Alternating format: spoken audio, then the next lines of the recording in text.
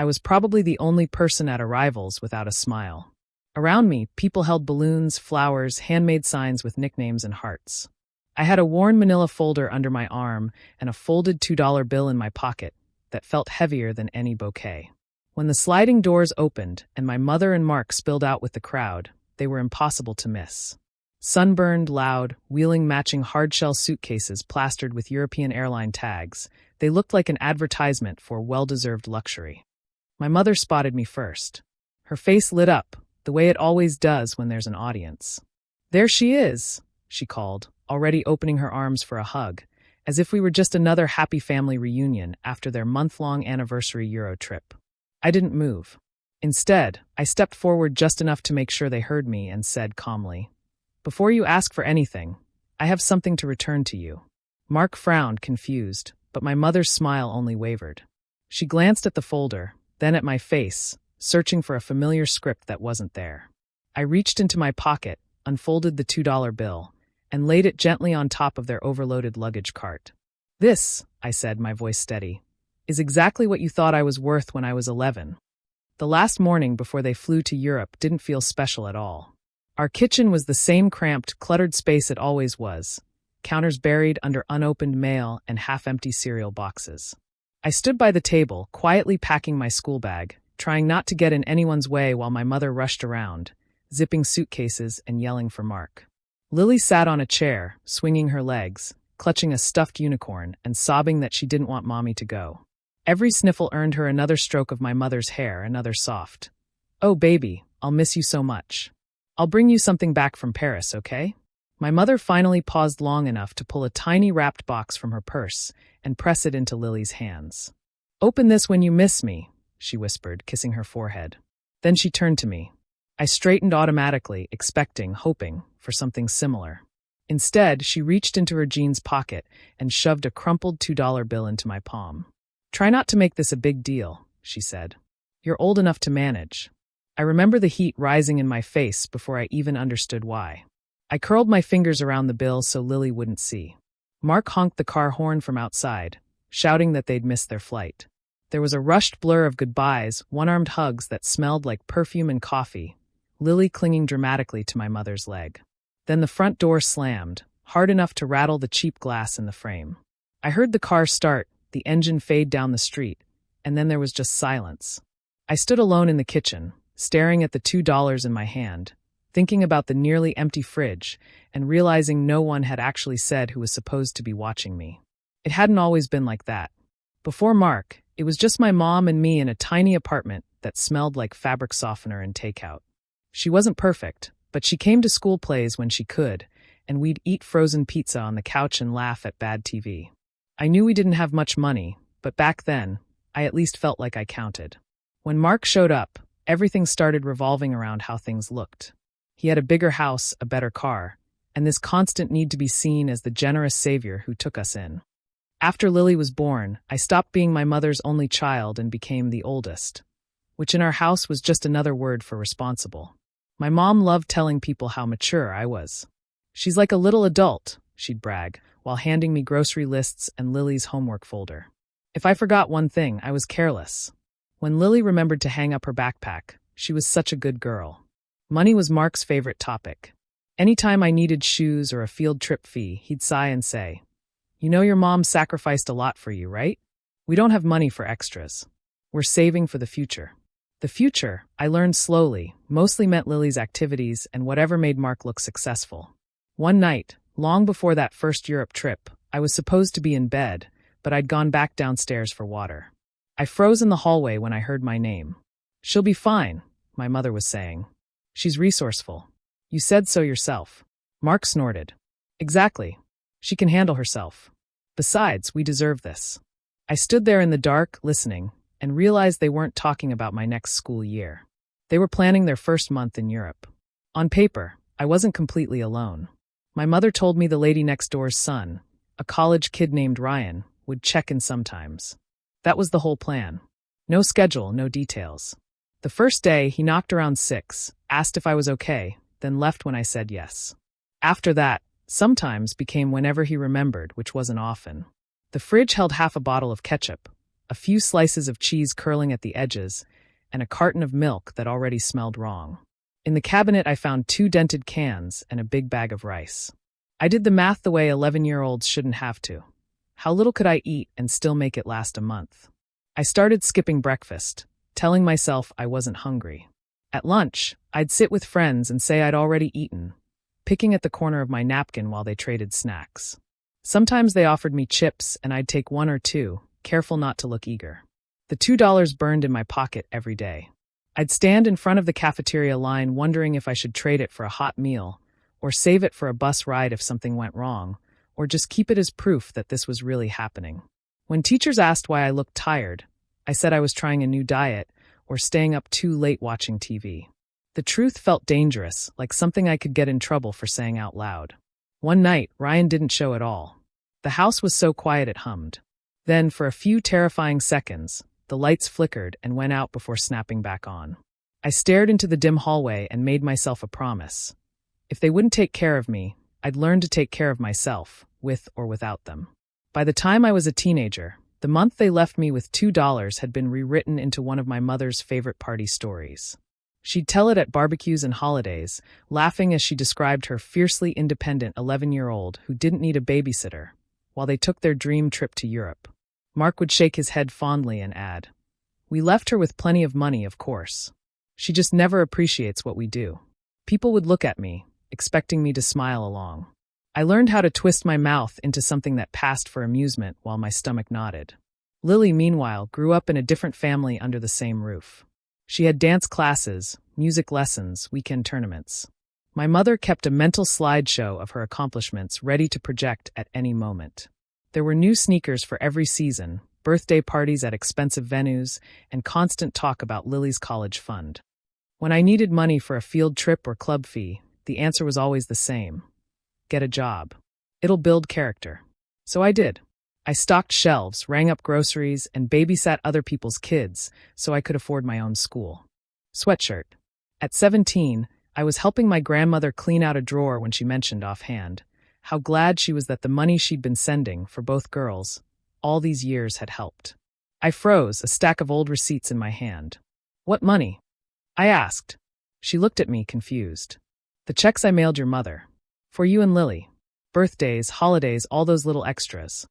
I nodded slowly, my heart pounding, and realized I had never seen a cent.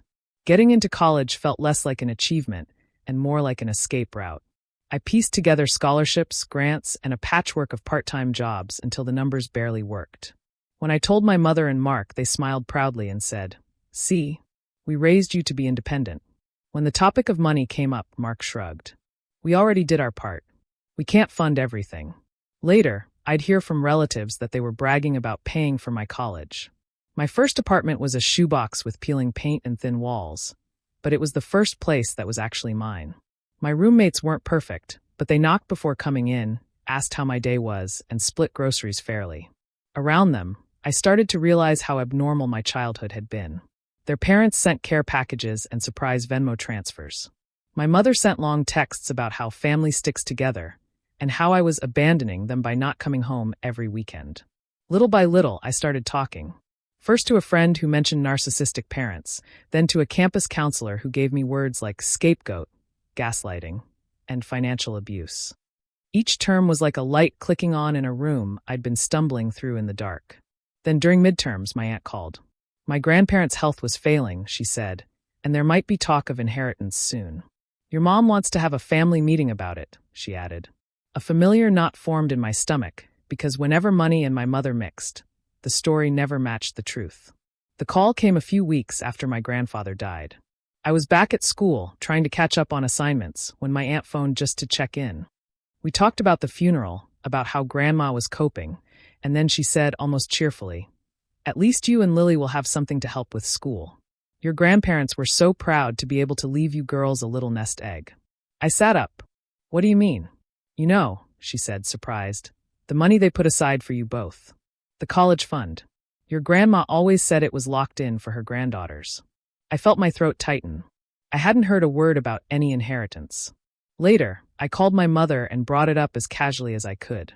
"Aunt Carol mentioned something about a fund Grandpa and Grandma had for me and Lily?" There was a sharp pause. Then my mother snapped. There was nothing. Your aunt loves gossip. Don't start. The old, automatic guilt flared up, but this time, it didn't erase the unease. It sharpened it. If they lied about leaving me with plenty of money, when I was 11, maybe they'd been lying about my money ever since. I didn't confront my mother right away. Instead, I called my aunt back and asked, as neutrally as I could, if she had any paperwork with my name on it. She hesitated, then said she'd look through Grandma's files and email me whatever she found. A few days later, my inbox filled with scanned letters and screenshots. There it was in black and white, emails from my grandparents to my mother, referencing the accounts for both girls, confirming deposits, asking if the balances looked right. My name and Lily's, side by side, like we'd always been equals on paper, if nowhere else. My stomach twisted as I read line after line. I pulled up an old family laptop I'd taken to college, more out of habit than hope, and dug through forgotten folders. In a downloads folder, I found copies of bank statements my mother must have opened years ago and never deleted. The numbers blurred at first. Then patterns emerged. Large withdrawals lining up neatly with big-ticket moments in our family timeline. The down payment on Mark's new car, Lily's private school tuition, their once-in-a-lifetime vacations. One date made my vision tunnel. A massive withdrawal, almost the entire balance of one account, processed 3 days before their first month-long Europe trip. My hands shook as I scrolled. They hadn't just left me with $2 and an empty fridge. They used my money to pay for their adventure. Before I did anything, I wanted to know what, if any, power I actually had. A friend put me in touch with a lawyer who agreed to look over the documents as a favor. I sat in his cramped office while he flipped through emails and statements, his expression tightening. Legally, he said finally, a lot of this is going to be hard to recover. The accounts were under your mother's control, and the statute of limitations on some of these issues may have passed. He paused, tapping the folder. But there's no question this shows a pattern of misuse. You're not crazy. They helped themselves to money that was meant for you. On the train home, I realized this wasn't really about getting the money back anymore. It was about refusing to carry their version of the story. I printed the most important emails and statements, slid them into clear sleeves, and organized them into a manila folder. Then I opened the small box where I'd kept that same $2 bill all these years and tucked it into the front. A week later, my phone buzzed with a family group text. We're going to Europe again for our anniversary, my mother wrote. We expect everyone at the airport when we get back. I typed, I'll be there, and hit send. In the weeks before they came home, my mother's life played out on social media through other people's phones. A cousin sent me screenshots of my mom and Mark posing in front of landmarks, wine glasses in hand, captions about finally enjoying the fruits of our hard work. In between, there were vague posts about ungrateful kids, and how parents sacrifice everything and still get treated like ATMs. Seeing those words while I stared at proof of the opposite made something in me go cold and very still. I told one trusted friend what I planned to do at the airport. They listened quietly, then said, I'll drive you. I'll wait in the car. If you need to leave, you won't have to do it alone. At night, I rehearsed the conversation in my head. Not clever comebacks, just clear sentences. No yelling. No pleading. Just facts. On the day of their return, I walked into the arrivals hall with the folder in my hand and watched the screen as their flight status flipped from landed to arrived. For a second after I laid the $2 bill on their luggage cart, all three of us just stared at it. Then my mother let out a thin, shaky laugh. Oh, come on, she said. You're not still upset about that. It was a joke. We left you with plenty of money. Mark folded his arms. Yeah, don't be dramatic. You always exaggerate things. I know, I said quietly. That's what you've always counted on. I picked up the manila folder and walked a few steps to a small cafe table off to the side. They followed, dragged by equal parts curiosity and the need to control the narrative. I opened the folder and slid the first plastic sleeve across the table. These are emails from Grandma and Grandpa, I said. About the accounts they set up for both girls. Managed by you. My mother's eyes flickered over the printouts. This doesn't mean anything, she muttered. We used that for the family. I laid down the next set of pages, bank statements with highlighted withdrawals. These are the family expenses, I said. Mark's car, Lily's private school. And this one, I tapped a number circled in red, 3 days before your first Europe trip. Mark's face flushed. We did our best. You have no idea how hard we worked. You're ungrateful. I met his eyes. I didn't lose a childhood because you were poor. I lost it because you were selfish. They both started talking at once, excuses piling over each other. I waited, then placed the last pages on the table. Screenshots of my mother's posts about paying for my college, next to my scholarship and loan records. You didn't raise an independent daughter, I said. You abandoned a hungry child and called it maturity. My mother's voice broke. We loved you. We did what we could. Parents make mistakes.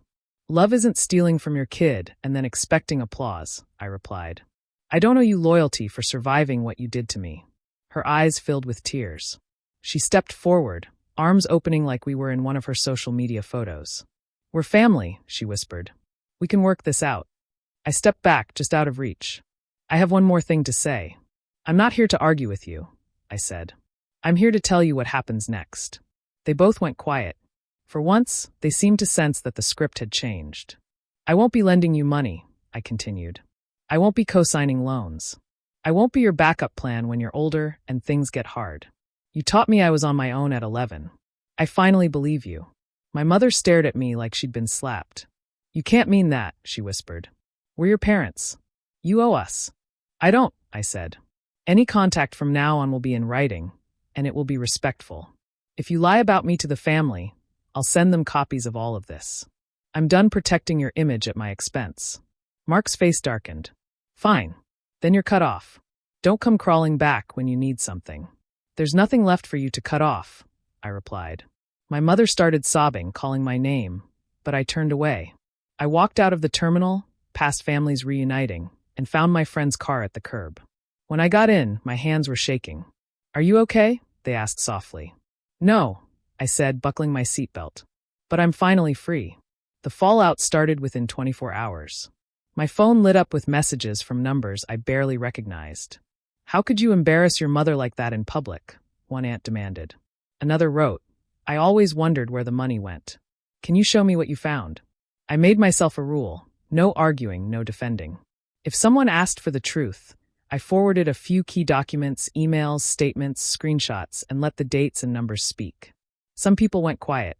A few apologized. Others doubled down on their outrage and then stopped calling. Lily's message took longer to come. At first she was angry. Mom says you twisted everything, she wrote. She says you're trying to punish her. I sent her the same files and told her she could draw her own conclusions. Days later, she texted again, less certain, asking when the college fund had disappeared and why their first Europe trip lined up with it. We eventually talked, haltingly, about how being the favorite is its own kind of manipulation. For the first time, our relationship felt like it was just between us, not staged for our parents. Grief and relief sat side by side in me. The family facade was cracking, but I realized it was never my job to hold it up.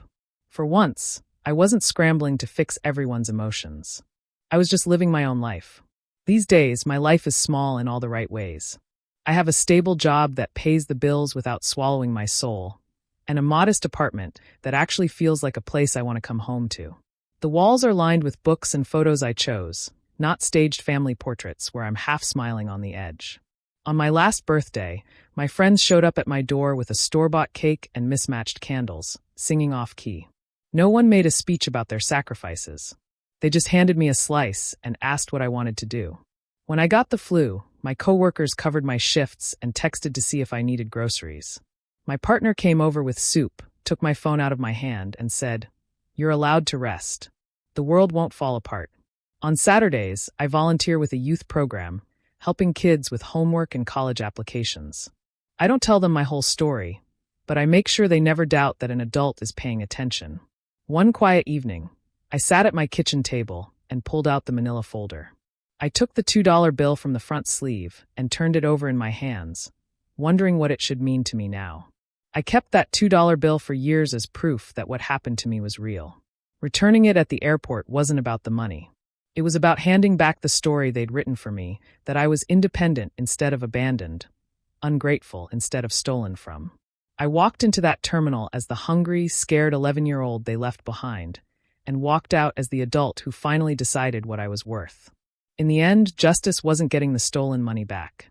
Justice was refusing to keep pretending. Family is not who shares your last name. it's who shares your burdens. If you grew up with your reality twisted, believe your memories. Trust that feeling in your gut when something isn't fair. Setting boundaries isn't cruelty, it's self-respect. I didn't shock them because I was cruel. I shocked them because for once I treated myself the way they always treated themselves, like I mattered. You don't have to keep paying the bill for someone else's vacation from responsibility. If any part of this felt a little too familiar, you're not alone. Share your story in the comments if you want to, and subscribe if you'd like to hear more stories like this. Sometimes hearing someone else's truth makes it easier to believe your own.